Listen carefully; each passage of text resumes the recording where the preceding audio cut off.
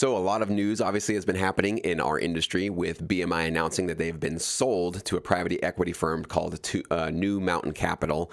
Now, I know this has been concerning for a lot of you, certainly for me as well. I'm going to give you my updates in terms of everything that I've learned since that announcement was made a few weeks ago, why I am still leaning more towards the open, optimistic side of this deal. But I do have some concerns, and I'm not going to be religiously and blindly tied and married to BMI if it's not going to work out in my best interest as a writer and a member of BMI for the last 11 years.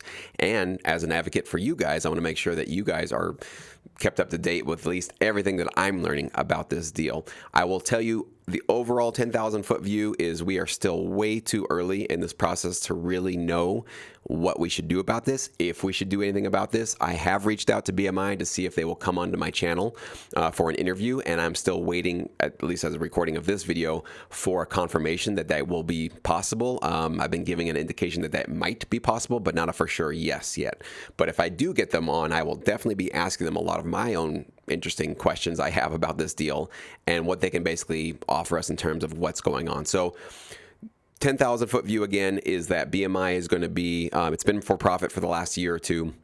It's now going to be bought out by a private equity firm, which also included Google, Alphabet, which was Google's parent company. So I'm not exactly sure why Alphabet, Google wanted to be a part of this deal, but they are a minority stakeholder in it. They don't disclose how much they own. That's one thing I'd like to find out. I'm also really interested and curious as to why Google wants to get a piece of BMI and wants to get involved with this, because as you guys know, as I've been covering, Google is involved with generative AI music. So I don't know exactly how this could benefit them or play into what their strategy is there. I know that BMI doesn't have a catalog of music itself. It just represents registered tracks and then goes out and collects royalties based on those tracks, right? So I don't think they're going to be training off of any data, music data from BMI, but there might be some other implications that we're not thinking of, we're not aware of. So I'm definitely going to be looking at that with a sort of a hawk's eye, okay? So one thing though, as I was looking through BMI's 2023 kind of annual report, which I think is pretty encouraging. I know that some members were really discouraged to see that BMI is announcing with this report that they're moving from 10% that they're keeping for themselves based on all the royalty distributions and moving that up to 15%. So basically for them, it's a 50% pay increase. It looks like it's only 5%, but if you were only getting 10% for years and years and years, and you're like, you know what, I'm taking 15% now, well, that's a 50% pay increase for you, okay? So that's quite a bit, but a lot of people were losing their minds over that, and they're like, well, that's just corporate greed, and see, this is what happens when you get a for-profit model, and we don't want a for-profit model. So a lot of people wanted to bail on BMI and cancel their memberships immediately upon hearing that. Well, I don't know if that was a wise move or not. I don't think it necessarily was so soon, because as they're reporting here, now this is not an actual reporting of what they've earned, but they're at least saying in this report, we need to verify this though, that under their new model, 2023, that their collections or distributions for people like me and you, hopefully writers and publishers, is up 11%. Okay.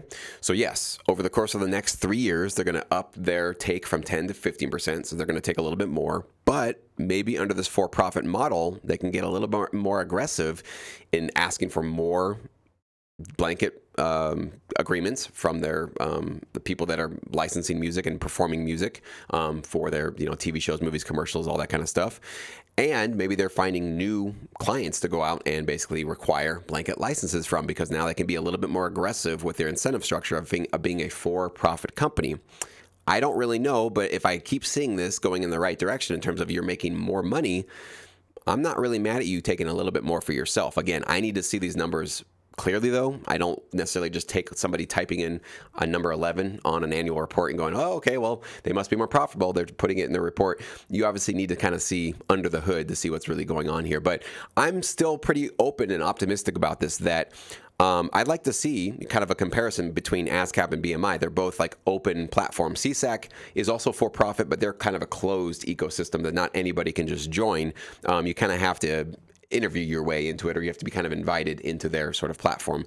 But with BMI and ASCAP, we can now really just compare and contrast. Well, ASCAP's nonprofit and BMI is for profit, and now BMI is getting really, really aggressive, it sounds like, with this buyout to basically become even more interested in boosting up their collections and distributions for us. I hope, all right?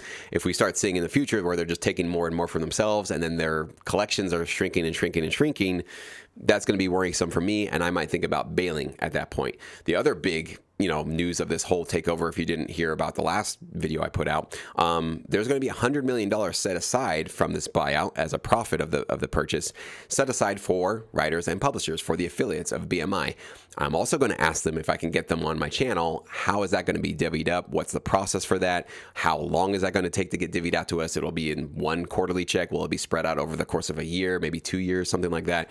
I'm really curious about that. And obviously those producers or writers that bailed on BMI so quickly now might be kicking themselves because there's $100 million literally sitting there about to be distributed to us. So if you are making some income through BMI, I'm telling you guys, I'm not going anywhere right now. I really want to find out how much of that is going to be coming my way. And for those of you that are also BMI writers, I'm sure you guys would be interested to know how much of it's going to be coming your way. So we'll see kind of how that plays out. The other news was that iHeartRadio, which I didn't know was actually a part investor owner in BMI, they're also going to get $100 million based on this payout. So God bless them. Good for them. They were helping BMI stay in business and investing in them. So they're going to get a bit of the profits from this. So those are kind of some cool bits of information about this. The last thing I want to share with you guys, if you want to check out this annual report, you can. I'll link it below. But the last thing I found, and I wanted to do my own research, is I found the CEO of New Mountain Capital. That's the company that bought out BMI. His name is Steve Klinsky, and I was looking for just interviews with him because I wanted to find out who is this guy, what is his philosophy, what's New Mountain Capital all about. You can go to their website. You don't really learn too much about them, but watching an interview, a long-form interview, this is about an hour long with this the CEO of New Mountain Capital, you actually learn a lot about them and about him and about what his vision is and what his intentions are, why he got into private equity to begin with, what his history is, what his resume is, and what he does when he goes around buying out companies. I will say you should listen to this yourself and make up your own decision and your own opinion about what you think about him, what you think about his point of view. This is somebody that you should be listening to at this point, and this is a recent interview about 4 months ago, because this might be somebody making a lot of choices on behalf of us, BMI writers and members, right? And I will tell you that after listening to this interview, I felt more optimistic about him and about New Mountain Capital and what their plans are for. He didn't talk specifically about BMI in this interview, but he talks about what he has done with other companies. And they have, again, verify this stuff. He's just saying it. The website says it, but they are claiming that they have a net job increase over the course of their, career, where they don't just buy out companies, slash everybody, sell the company, make profits. That's what you usually think of with private equity firms. He's saying that they're buying companies, they're basically expanding them, growing them, making them healthier, making them more productive, adding jobs as much as they possibly can where it's necessary. And just hearing from him about what his philosophy is and his view is on what he's doing with this company made me feel like there's actually quite a bit of optimism and hope to be had in this situation. Again, it's way too soon to see if this is actually going to work out for us, if it's actually going to be beneficial for writers and publishers. We have no idea yet. I think it's way too soon to throw in the towel on BMI. It's way too soon to be championing all of this and being excited about it, thinking it's going to be amazing. We really just don't know. We're still in the very early stages of this. So here's my promise to you guys. I will stay with BMI until I get more information. If I get information that makes me feel, wow, I need to get out, I'm going to make a video right here on my channel, and I'll email all of you guys on my email list that I'm bailing and why I'm bailing and why I feel I either need to go to check out CSAC, which, by the way, also got bought out by a private equity firm a few years back. I don't know if you guys knew that. Or maybe I go back to ASCAP, which is who I was with when I first started my career. So I am open at this point to this new merger, to this new situation, and I'm not bailing on BMI yet. I'm still very happy with them. My royalties recently have been either staying where they were or they've actually been growing. So I've got really no complaints. I've got complaints with the PRO's systems in general with lack of transparency, but can't do much about that, at least at this point. So we take what we can take and we sort of work with them, right? So I'm just going to keep you guys updated on it. If I get an interview, you guys will be the first, obviously, to hear about it. If I make any big moves, any big decisions on my music and where I want my tracks to be represented, you guys will be the first to know. Before I even make the switch away from BMI, I will make a video before that and say, hey, I'm bailing. I'm going to get out. I'm looking for my exit window, and I'll let you guys know where I'm going, why I'm going to where I'm going, because part of my job, I think, here with Sync My Music is to try to be an advocate for all of you guys. I obviously advocate for myself and my own royalties, so it's important to me, but I also want to just kind of let you guys in on at least what I'm learning about these situations so that you can make an informed decision for yourself. I don't want you to just follow in my footsteps and just do what I'm doing just because I'm doing it. There, you might have different considerations, different point of view. So please obviously just make your own decisions for yourself. I am not your advisor. I'm not your manager, and I'm not telling you what you should or should not do. I can just give you my recommendations. I can tell you what I'm seeing, and I can tell you obviously what I feel is important for my music. So hopefully that could be useful for you. So stay tuned. Definitely we'll have more videos on this news story as it develops in the next coming couple of weeks.